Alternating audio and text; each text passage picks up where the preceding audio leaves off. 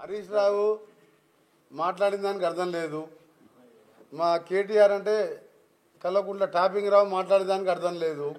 కేటీఆర్కి topping రావు అని పెట్టాం. కేసీఆర్ గారు పంట పొలాలు ఎండిపోయినాయి అంటుండు.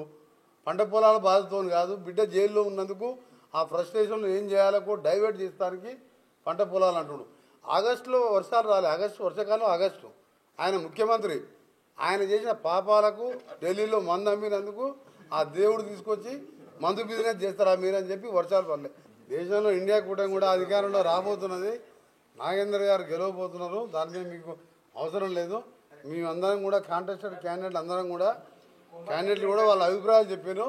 మేము అది ఇంటర్నల్గా గతంలోనే ముఖ్యమంత్రి గారు PCC president PCC president Revanth Reddy గారు ఏమండి దాని మీద మీకు క్లారిటీ ఇస్తారు. తుక్కుగూడ మీటింగు చరిత్రలో నిలిచిపోయే విధంగా మీటింగ్ సక్సెస్ చేయాలన్నదే మా రిక్వెస్ట్. తెలంగాణ ప్రజలందరికీ అదే రిక్వెస్ట్ చేస్తున్నాం. తెలంగాణ ప్రజలందరికీ కూడా రిక్వెస్ట్ చేస్తున్నాం. ఈ చరిత్రలో నిలిచిపోయే మీటింగ్గా ఉండాలి మా దేశం. హరీష్ రావు మాట్లాడిన దానికి అర్థం లేదు.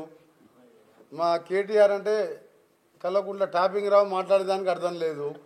కేటీఆర్కి టాపింగ్ రావు అని పెట్టాం. కేసీఆర్ గారు పంట పొలాలు ఎండిపోయినాయి అంటుండు. పంట పొలాల బాధతో కాదు, బిడ్డ జైల్లో ఉన్నందుకు ఆ ఫ్రస్ట్రేషన్లో ఏం చేయాలో డైవర్ట్ చేస్తానికి పంట పొలాలు అంటుండు. ఆగస్టులో వర్షాలు రాలే, వర్షాకాలం ఆగస్టు. ఆయన ముఖ్యమంత్రి, ఆయన చేసిన పాపాలకు ఢిల్లీలో మందు అమ్మినందుకు ఆ దేవుడు తీసుకొచ్చి మందు బిజినెస్ చేస్తారా మీరని చెప్పి వర్షాలు పడలే. దేశంలో ఇండియా కూటమి కూడా అధికారంలో రాబోతున్నది. నాగేందర్ గారు గెలవబోతున్నారు. దాని మీద మీకు అవసరం లేదు.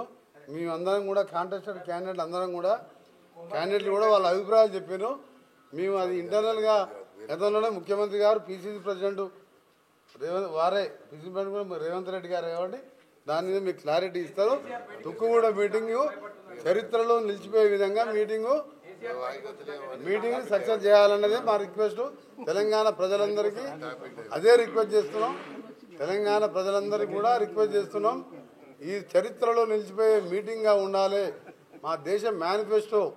ఈరోజు మోడీ గారిని గద్దెదించే మీటింగ్ అది.